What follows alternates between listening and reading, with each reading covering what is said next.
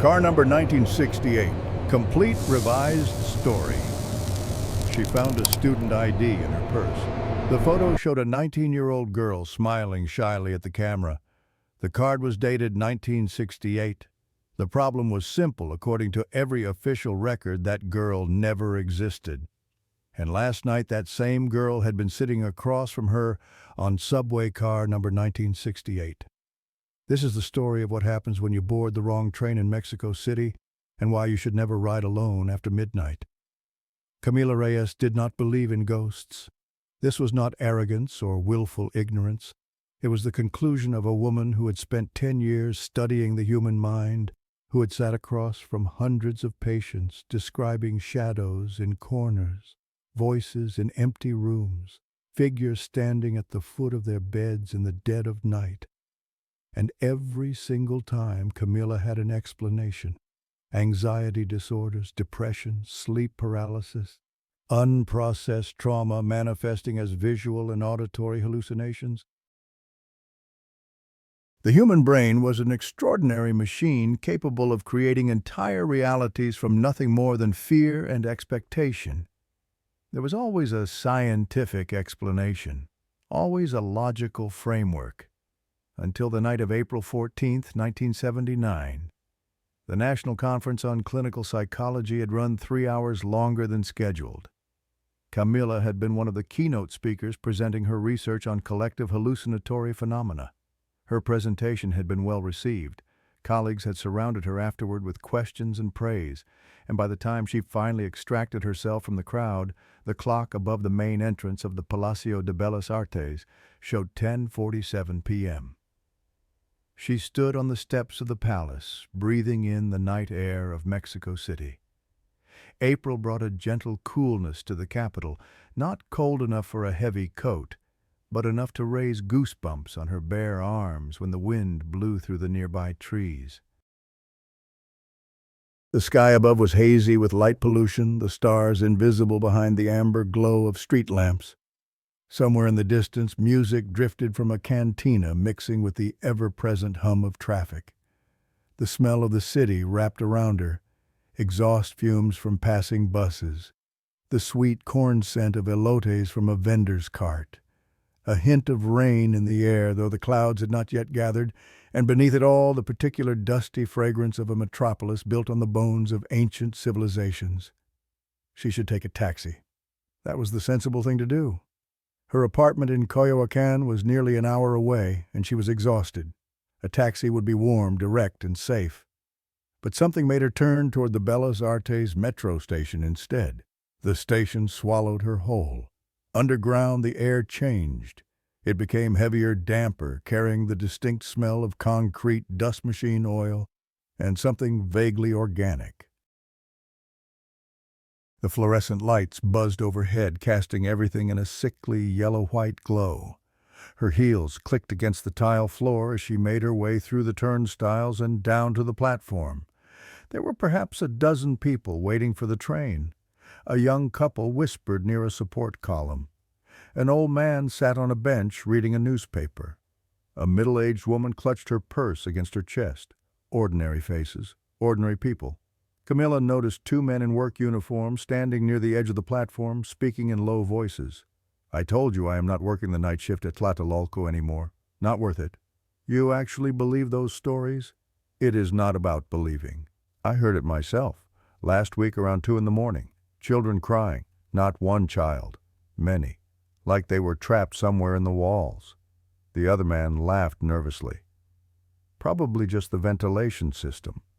"Ventilation does not call out names, hermano." Camila found herself smiling.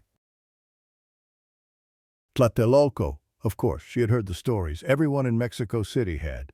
The Tlatelolco metro station had opened 6 months ago in October 1978, exactly 10 years after the student massacre at the Plaza de las Tres Culturas. Since then, rumors had spread like wildfire. Workers claiming to see figures in the tunnels. Passengers hearing whispers, conductors resigning in droves. To Camila, this was a textbook example of collective suggestion, the nocebo effect. When enough people believed a place was haunted, the human mind began to manufacture experiences that confirmed those beliefs. It was not supernatural. It was psychology. The train arrived with a screech of brakes. Camilla boarded the third car, found a seat near the door, and settled in. The car was not crowded. Perhaps 15 people scattered across the orange plastic seats.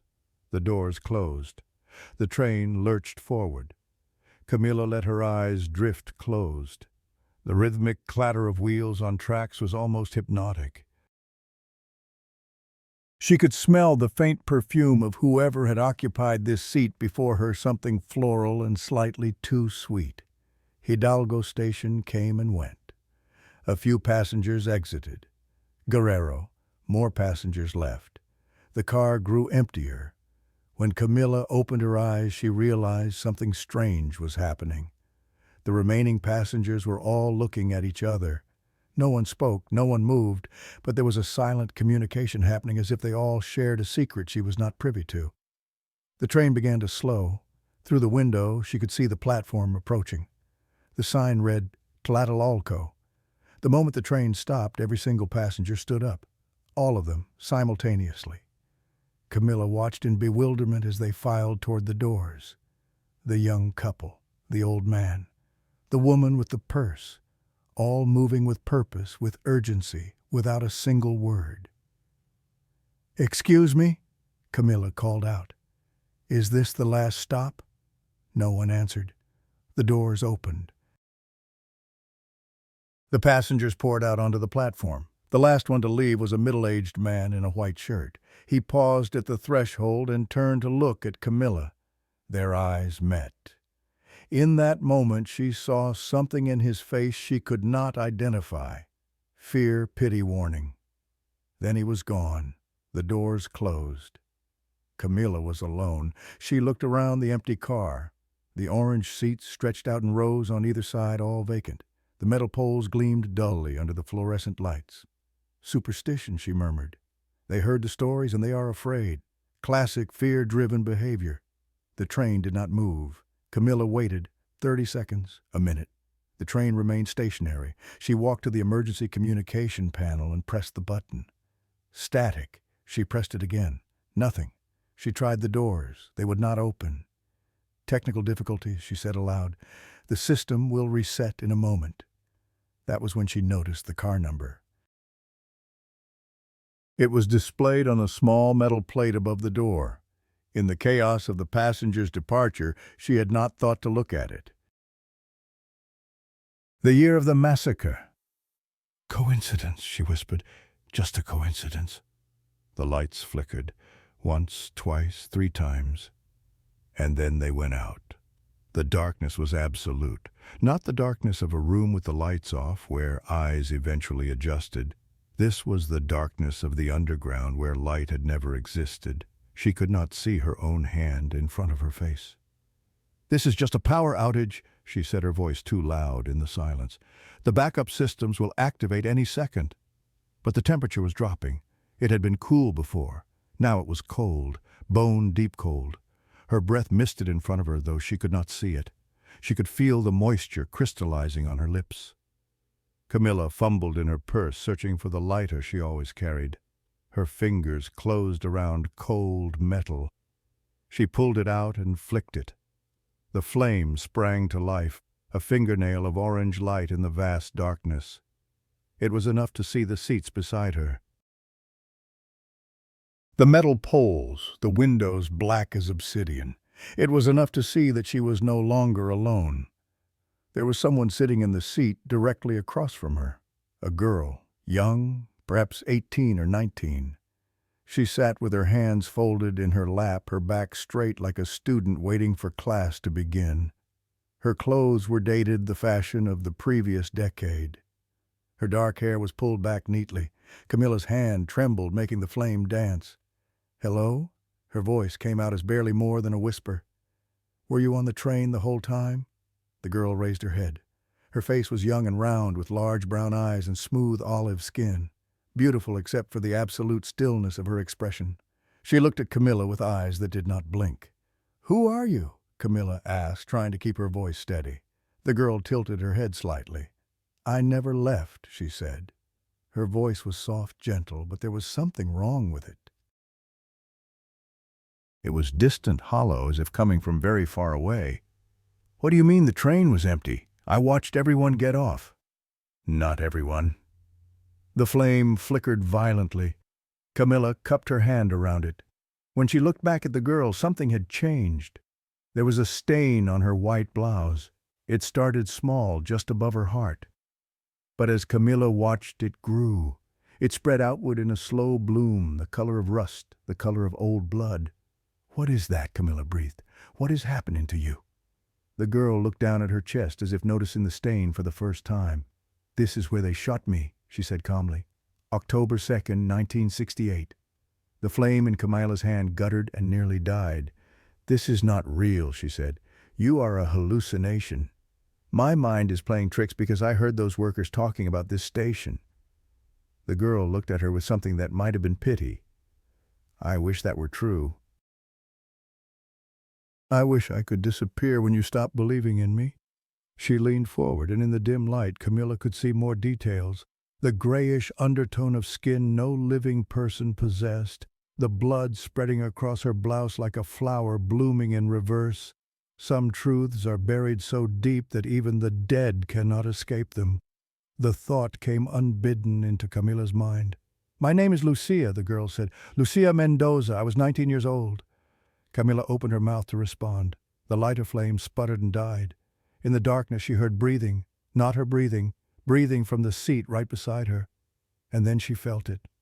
A hand cold as marble closing around her wrist. Camilla screamed. The sound tore from her throat, raw and primal, echoing through the empty subway car. She yanked her arm back, feeling those ice-cold fingers resist for just a moment before releasing. She scrambled backward, her hips slamming against the metal pole, her purse falling to the floor. The lighter, she needed the lighter. Her hands were shaking so violently she could barely control them. She dropped to her knees, pawing at the floor in the darkness. Her fingers brushed against something wet and cold. She recoiled, then forced herself to continue searching. Finally she felt the familiar shape. She snatched it up. It took 3 attempts to get it lit. But finally the flame caught. She spun around, holding the lighter out like a weapon. The seat beside her was empty. But on the cushion exactly where she had been sitting there was a handprint. Wet, glistening, the deep, rusty red of blood. "That is not mine," she whispered. "I am not bleeding." She checked her wrist. The skin was unmarked but cold, so cold it felt burned. And there were marks, 5 distinct points of discoloration, where fingers had held her. "This is not happening." She backed against the door. "I'm experiencing a psychotic episode. I need to ground myself in reality." She began the exercise she had taught countless patients. 5 things you can see, 4 things you can touch, 3 things you can hear, 5 things I can see, the empty seats, the metal poles, the handprint on the cushion, the flickering flame, the girl standing at the far end of the car. Lucia had moved. She was standing near the connecting door, perhaps 20 feet away, her figure half hidden in shadows. The blood stain on her blouse had spread further now, covering most of her torso. "You should not have come here alone," Lucia said. "This train does not go where you think it goes. Let me off, please." "I cannot. The doors will not open until the journey is complete." "What journey?" Lucia took a step forward. She moved without sound, her feet seeming to glide across the floor. With each step, the temperature dropped another degree. "I told you my name." "I told you when I died, but I did not tell you where. Would you like to know where they buried me?" "How do you know my name? I never told you my name." Lucia stopped walking. She was perhaps 10 feet away now. "I know many things about you. I know you are 34 years old. I know you live alone in Coyoacan. I know you have dedicated your life to explaining away the unexplainable." She tilted her head. "I know that 3 months ago you told a woman that her dead daughter was just a figment of her imagination." Something cold settled in Camilla's stomach. "I do not know what you are talking about."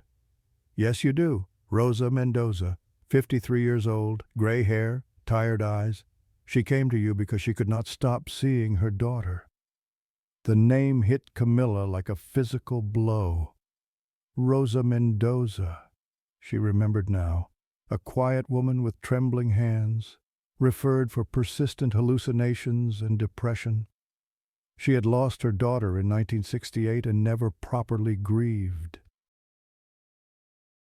She was experiencing complicated grief, Camilla said. The hallucinations were a manifestation of unresolved. She was seeing me. The words hung in the air. She was seeing me, her daughter, trying to reach her, trying to tell her where I was. Camilla shook her head. The dead cannot communicate with the living. There is no scientific evidence. Look around you. Lucia spread her arms wide. What more evidence do you need? The lighter sputtered. The fuel was running low. What do you want from me? Camilla asked. I want you to see. Look at the windows. Camilla did not want to look, but something compelled her to turn. At first she saw nothing but blackness. Then the flame flickered, and the reflection in the glass began to change. The subway car in the reflection was not empty. It was full of people. They sat in every seat, stood in every available space. Young people, most of them. Teenagers and university students with long hair and dated clothing. Some carried signs, some carried books, and they were all looking at her. Do you see them now? Lucia's voice came from directly behind her. My friends, my classmates. The people who came to the plaza that night because they believed in something. Camilla could not move, could only stare as more details became clear. Not all of the figures were whole. Some had wounds that gaped open. Some were missing limbs. Some had faces so destroyed they were unrecognizable. 300 people died that night, Lucia said. That is the official number, but the truth is much worse. No one knows how many really died. The bodies were loaded onto trucks and taken away. The blood was washed from the stones before sunrise. A tear rolled down Camilla's cheek. Where did they take the bodies? Everywhere. Nowhere. Some were cremated. Some were buried in mass graves, and some were buried here, beneath this station. Beneath the platform where commuters wait every day, never knowing they are standing on a graveyard. The figures in the reflection began to move. Hands reached out, pressed against the glass from the other side. They are trying to pull me in. Camilla stumbled backward and collided with someone. She spun around. Lucia stood directly behind her. This close, Camilla could see things she had not noticed before, the way her skin seemed to shimmer, the way the blood on her blouse was pulsing as if her heart were still beating somewhere beneath the wounds. I died with a question on my lips, Lucia said softly. I was trying to ask the soldier why he was killing children. I never got an answer. I cannot give you that answer. No, but you can give me something else. Lucia reached into the folds of her skirt and produced a folded piece of paper yellowed with age. There are 47 of us buried here, beneath this station. These are our names. She pressed the paper into Camilla's hand. Find our families. Tell them where we are. The paper was cold, real, tangible. Your mother, Camilla whispered. Rosa Mendoza, the woman I told to take pills and forget. She has been searching for me for 11 years. 11 years of not knowing. 11 years of being told she was crazy for believing I was trying to reach her. Camilla thought of the woman who had sat in her office. The trembling hands, the breaking voice, the desperate eyes.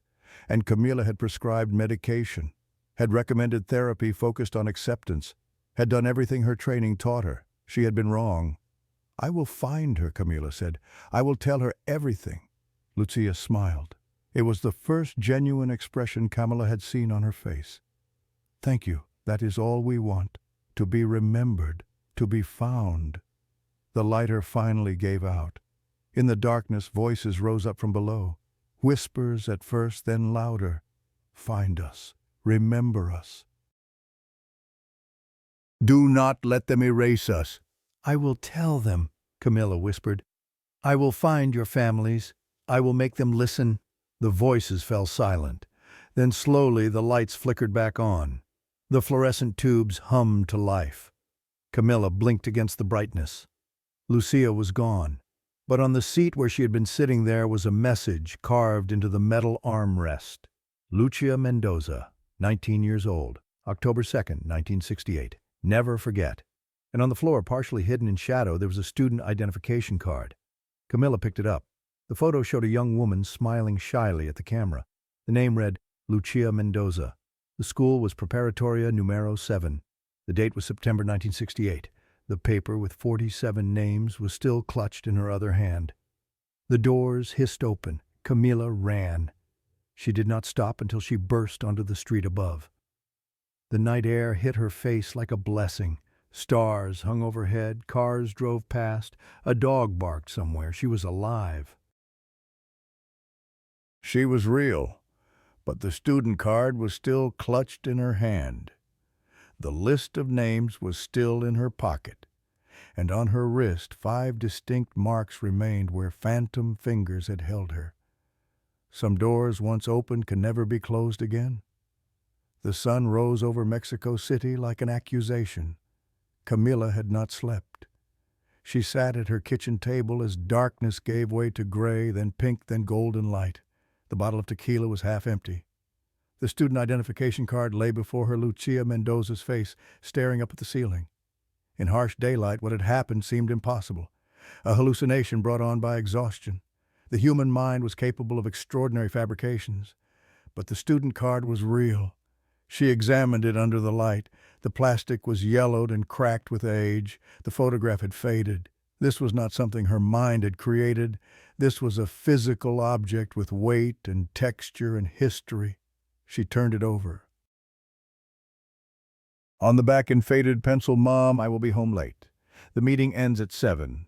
Do not worry. Love, L." A rational explanation. There had to be one. But even as she constructed theories, she knew they were lies. No hoax could have produced that cold, those voices, those figures in the windows. No prank could have left those marks on her wrists, still cold to the touch, despite the morning sun. She looked at the list of 47 names. She should call someone, her mother perhaps, or a colleague, but what would she say? That she had seen ghosts. That a dead girl had given her evidence and asked her to find her mother. They would think she had lost her mind. They would do to her exactly what she had done to Rosa Mendoza. Rosa Mendoza. The name echoed in her mind. She remembered the woman now with painful clarity. Gray hair pulled back severely, deep lines around her eyes, hands that trembled when she spoke. "She comes to me at night," Rosa had said. "I see her standing at the foot of my bed. She tries to speak, but I cannot hear the words." And Camilla had nodded sympathetically, made notes, and begun explaining grief-induced hallucinations. She needed answers. Real answers. Camilla stood up, swayed slightly, then steadied herself. She would not go to her office today. She would not see patients or attend meetings. She would investigate the impossible. The National Library opened at 9 o'clock. Camilla was waiting on the steps. The librarian who greeted her was a middle-aged man with tired eyes. "I need to see records from 1,968 inches, she said. "Anything related to October 2nd at Tlatelolco." The librarian's expression shifted, a tightening around the eyes. "What kind of records?" "Lists of victims. Names of the dead and missing." He was quiet for a moment. "There are no official lists. The government has never released a comprehensive accounting." "What about unofficial lists?" "There are some. Human rights organizations have compiled lists based on family reports, but they are incomplete. Many families were too afraid to come forward. Some people simply vanished as if they had never existed. Never existed. "I am looking for a specific person," Camila said. "A young woman named Lucia Mendoza, student at Preparatoria Numero 7. The librarian moved to a computer terminal. He typed, frowned, typed again. "No results. The name does not appear in any of our databases." "That is impossible. She was there. She was killed. Many people were killed whose names we will never know." His voice was gentle. "The government was thorough in erasing evidence. Bodies were removed before families could claim them. Hospital records were destroyed." He wrote an address on a slip of paper. "There is an organization. The Committee of Mothers of Political Prisoners and Disappeared Persons. They might help you." He paused. "Be careful. There are people who do not want these questions asked." Preparatoria numero 7 occupied a sprawling campus of red brick buildings in Tacuba. Students in uniform moved between buildings, their young faces bright with invincibility. Camila watched them and thought of Lucia, who had walked these same paths, sat in these same classrooms. The administrative office was cool and dim. The woman behind the counter was perhaps 50, with gray-streaked hair and thick glasses. "Records from 1,968 inches?" She shook her head. "That is a very long time ago. Please, it is important." Something in Camilla's voice conveyed her desperation. The woman disappeared into a back room and returned with a thin folder and a leather-bound book. The folder contains enrollment records.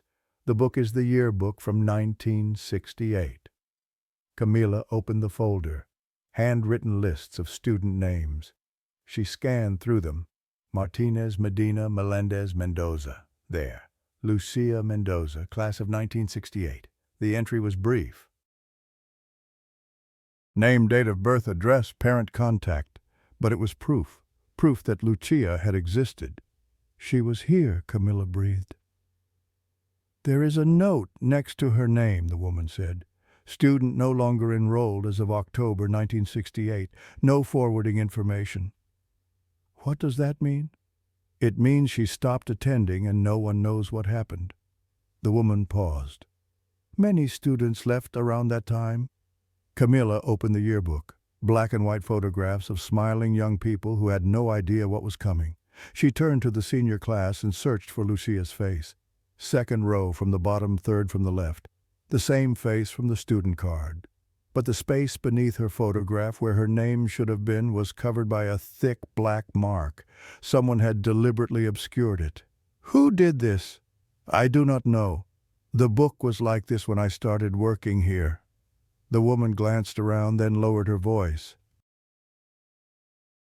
"After 1968, there were orders from the government. Certain students were to be removed from records, their documents destroyed, their photographs defaced. It was as if they had never existed." "Why?" "Because dead students are an embarrassment. Missing students raise questions, but students who never existed cannot be mourned, cannot become martyrs." She leaned closer. "The disappeared are not just people who were killed. They are people who were erased."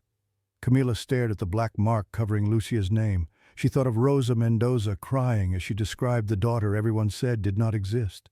The years of searching, the pills, the therapy. "I need a copy of this photograph." The woman hesitated, then nodded. She returned with a photocopy.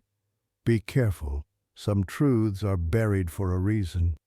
The Committee of Mothers operated out of a small office near the Zocalo.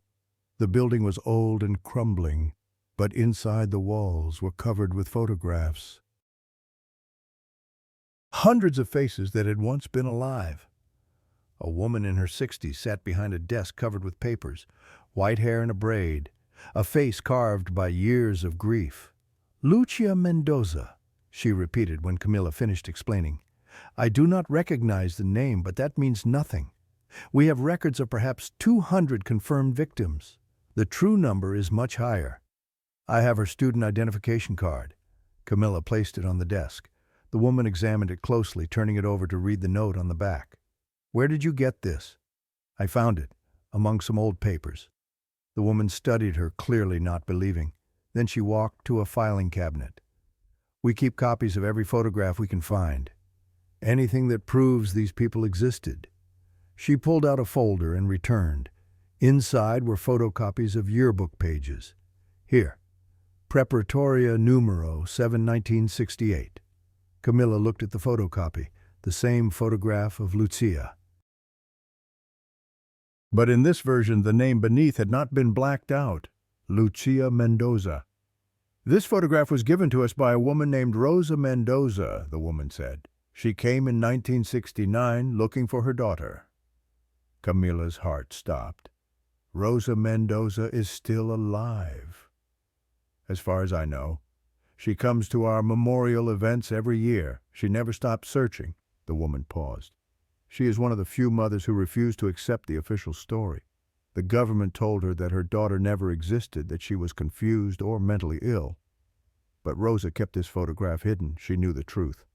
I need to find her. We do not share personal information. The families have suffered enough. Please, Camilla leaned forward. I have information. I know where her daughter is. I know what happened. How could you possibly know that? Camilla hesitated. She could not tell the truth. I know where she is buried, she said finally, beneath the Tlatelolco Station. The woman's eyes widened. How do you know this? I cannot explain, not yet, but Rosa Mendoza has been searching for 11 years. I can give her answers. A long silence stretched between them. Finally, the woman reached for a pen. Colonia Roma, 3rd floor. She lives alone. She handed over the paper. If you are lying, if you give her false hope, I pray God forgives you, because the mothers of Tlatelolco will not. The address led to an old apartment building with crumbling balconies. Camilla stood on the sidewalk looking up at the 3rd floor windows. What would she say? How could she possibly explain? But she had not come this far to turn back. She climbed the stairs. The door at the end of the hall was painted blue. The paint faded. A ceramic plaque read, Mendoza. She knocked. Footsteps approached. The door opened a crack. An old face appeared, lined with decades of grief, framed by gray hair, dark eyes that had cried so many tears they seemed to have run dry. Rosa Mendoza looked exactly as Camilla remembered, except somehow smaller, more fragile. Yes, can I help you? Senora Mendoza, my name is Camila Reyes. We met 3 months ago. I am a psychologist. Recognition flickered, followed by something darker. I remember you. You are the one who told me I was crazy. I was wrong. Camila's voice cracked. May I come in? I have something to show you. Something about Lucia. At the sound of her daughter's name, Rosa's expression changed. The hardness melted, replaced by desperate hope. She opened the door. The apartment was small and neat. But what struck Camilla were the photographs. They covered every wall, every surface. A baby in a christening gown, a toddler taking first steps, a teenager in a school uniform, Lucia. Dozens of photographs preserved like holy relics. She was beautiful, Camilla whispered. She was everything. Rosa's voice was hollow. When they took her, they took everything. Camilla reached into her purse and pulled out the student identification card. Senora Mendoza, I need to show you something. She placed the card on the coffee table. Rosa stared at it. Her trembling hands reached out and picked it up. She looked at the photograph, turned it over, read the note. And then Rosa Mendoza began to cry. The sobs came in great, heaving gasps that shook her entire body. Where did you get this? She finally managed. How do you have my daughter's card? Camilla took a deep breath. Your daughter gave it to me. Rosa looked up. What? Last night I took the subway. The train stopped at Tlatelolco. Everyone else got off. I was alone. And then Lucia appeared. That is impossible. My daughter is dead. Yes, but she has not gone away. Camilla leaned forward. She is still there in the station. She and dozens of others. They are waiting for someone to find them, to tell their families where they are. Rosa shook her head, but uncertainty flickered in her eyes. You are the psychologist. You told me I was hallucinating. Now you expect me to believe you have seen her too? I know how it sounds.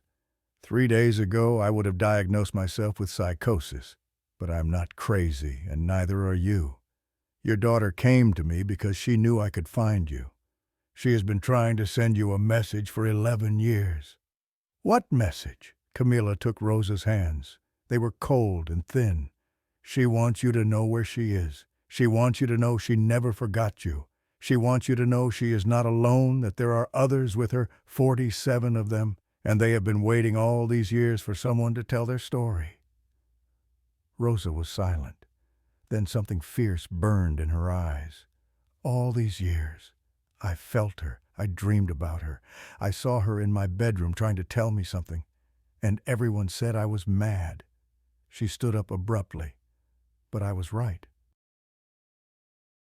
My daughter was trying to reach me. She was trying to come home. Yes, you were right, and I was so wrong.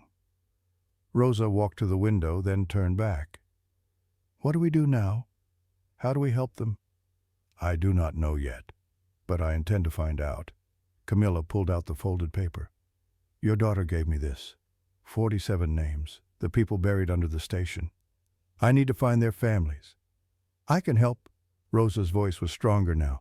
I know some of the families through the committee. If you have names, I can find addresses. We will find them, Camilla said. Every single one. We will tell them the truth, and then we will find a way to bring their children home. Rosa reached out and took Camilla's hand. Her grip was surprisingly strong. Thank you. I do not understand how this happened, but thank you for believing. Camilla squeezed her hand. Your daughter knew you would never stop fighting. That is why she waited. That is why she reached out. Rosa nodded.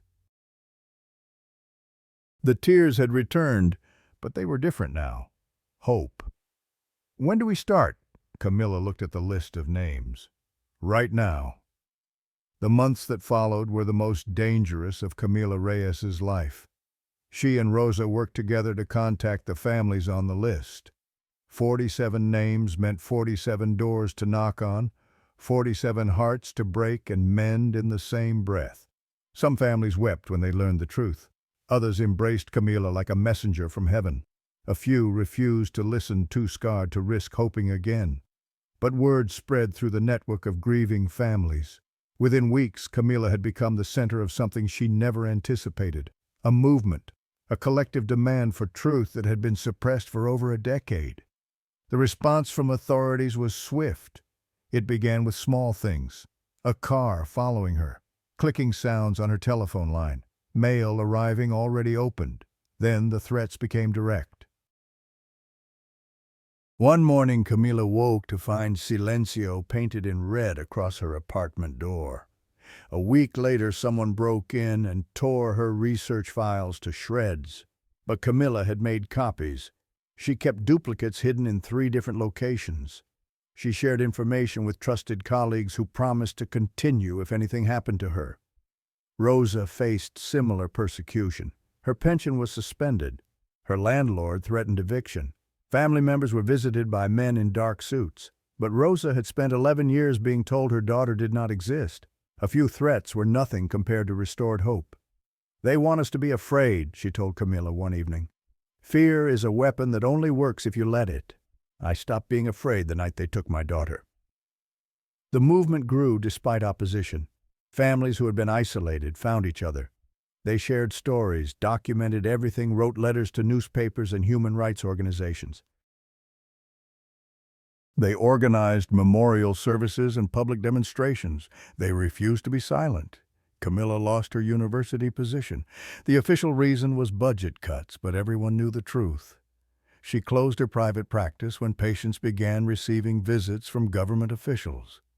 Her professional reputation was destroyed in months. But she did not stop. She could not after what she had seen, not after the promises she had made. Every year on October 2nd, she returned to Tlatelolco Station. She would arrive at midnight carrying 47 candles. She would descend after the last train departed and arrange the candles in a circle on the cold concrete, lighting each one and speaking each name aloud. And they would come. Not every time, but often enough. They would appear at the edges of the candlelight, their forms wavering, their faces young and hopeful and terribly sad. Lucia was always among them. They never spoke during these vigils. The candle said everything. We remember you. We have not forgotten. We will never stop. 10 years passed. By 1989, the movement had grown beyond anything Camilla could have imagined. International human rights organizations had taken up the cause. Pressure was mounting for an official investigation. Camilla still worked as a psychologist, though her practice was smaller. She had become known as someone who listened, who believed, who did not dismiss experiences because they could not be explained. She never married, never had children. Her life had narrowed to a single purpose. Rosa Mendoza had become her closest friend. the mother she visited every Sunday, the confidant who understood what it meant to carry burdens most people could not comprehend. Rosa was 63 now. Her body was frail, but her spirit was unbroken. She still attended every memorial service. She still believed that one day the government would acknowledge what had happened. "I may not live to see it," she told Camilla one afternoon, "but it does not matter. We started something. The truth is out there now, spreading like seeds. One day it will grow into something that cannot be ignored." She smiled. "My daughter gave me that. Through you, she gave me hope again." Rosa Mendoza died 3 weeks later, peacefully in her sleep. Camilla found her arriving for their Sunday lunch to discover the door unlocked and the apartment silent. Rosa sat in her armchair facing the wall of photographs, a slight smile on her lips. In her hand she clutched the student identification card. At the funeral, dozens came to pay respects. Other mothers, activists, journalists, students too young to remember 1968 but old enough to understand. Camilla spoke last. Rosa Mendoza spent the last 10 years of her life fighting for truth, but she also spent those years waiting for a reunion that could never happen in this world. I believe she is no longer waiting. Somewhere a mother and daughter have been reunited. She looked at the mourners. The work continues. The dead are still crying out for justice. As long as any of us are alive to hear them, we cannot stop. The years continued to pass. Camilla grew old. Her hair turned white, her face lined with time. But she never stopped. She continued to attend memorial services, to speak at universities, to tell the story. And every October 2nd she returned to Tlatelolco with her candles. The appearances became less frequent as decades passed. The figures grew fainter, their forms more transparent. It was as if they were slowly fading, releasing their grip on the world as more people learned their names. But Lucia always came. Even when the others had become whispers in darkness, Lucia would appear young and unchanging, her wounds no longer visible. She would stand beside Camilla, and for a few moments each year they would share a silence that held more meaning than words. On October 2nd, 2018, 50 years after the massacre, Camilla made her final journey. She was 73 years old. Her body was failing, her heart weakened by decades of struggle. Doctors had told her to rest, but she had one more promise to keep. She descended into the station alone, carrying her bag of candles. 47 plus a 48th she had added after Rosa's death. She arranged them in a circle and lit them one by one. When she spoke the last name, she looked up. They were all there, not faint, not fading, vivid and present. 47 young people standing in candlelight, their faces bright with something that might have been tears or joy. And Lucia standing directly in front of her, reaching out her hand. "It is time," Lucia said. Her voice was warm now, alive, full of love. "You have done everything you promised. You have given us our names back." Camilla took her hand. It was warm. For the first time ever, it was warm. "What happens now?" Lucia smiled. "Now you rest, and we go home." The candles flickered and went out, all 48 extinguishing simultaneously in a breath of wind from nowhere.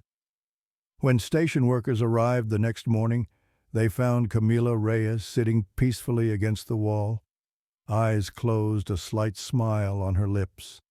The candles were arranged in a perfect circle around her. She had died sometime during the night. In her will, Camilla left instructions. Her papers were to be donated to the National University. Her possessions sold, proceeds going to the Committee of Mothers. But there was one special item, a small wooden box locked with instructions to be opened publicly on October 2nd, 2019. Inside, according to her notes, were 47 student identification cards, physical proof of 47 lives erased from history. The opening became a media event. Journalists and historians gathered as a representative carefully lifted the lid. There was a moment of silence as the cards were counted, then confusion. "There are only 46, the representative announced. According to Dr. Reyes's notes, there should be 47. The journalists murmured. Someone suggested perhaps there had been a mistake. But one person in the audience knew the truth. An old woman, 94 years old, the last surviving member of the original committee. She had known Rosa, she had known Camila. She stood slowly. The missing card belonged to Lucia Mendoza, the first of the 47, the one who started it all. She smiled. Her mother kept it until she died. Camila kept it until she died. And now Lucia has finally taken it back. She has finally gone home. Outside the building, church bells began to ring. Noon on October 2nd, 2019. 51 years since the massacre. The dead of Tlatelolco had found peace. But their story was not over. It would never be over as long as there were people willing to tell it, to remember to carry the torch that Camila Reyes lit with 47 candles on a subway platform in the dead of night.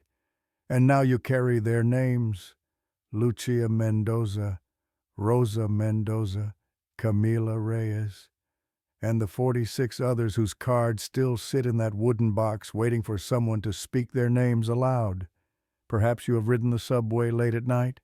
Perhaps you have felt a chill with no explanation, heard a whisper that might have been wind, glimpsed a figure in the window that disappeared when you turned around. Perhaps you have dismissed these experiences as imagination, but now you know better. The dead do not always rest. They linger in places where they suffered. They wait for someone to see them, to hear them, to speak their names. So the next time you ride alone after midnight, pay attention. Look at the number of your car. Look at the faces around you. Look at the reflections in dark windows, and if you see a young woman with dark hair dressed in clothing from another decade smiling at you with eyes that hold the weight of years, do not look away. Smile back. And remember her name, Lucia Mendoza, 19 years old, dreamed of becoming a teacher, killed on October 2nd, 1968, never found, but never ever forgotten. Now I have a question for you. Have you ever experienced something you could not explain on public transportation? A shadow that moved wrong? A voice that whispered your name? Leave your story in the comments. I read every single one. And if you want more stories like this, stories of the dead who refuse to be silent and the living who learn to listen, subscribe and turn on notifications. Next week we travel to Manila, where night shift nurses in an abandoned hospital hear the cries of children who were never born. Until then, be careful when you ride alone after midnight. And remember to check the seat beside you. Are you certain you are sitting alone?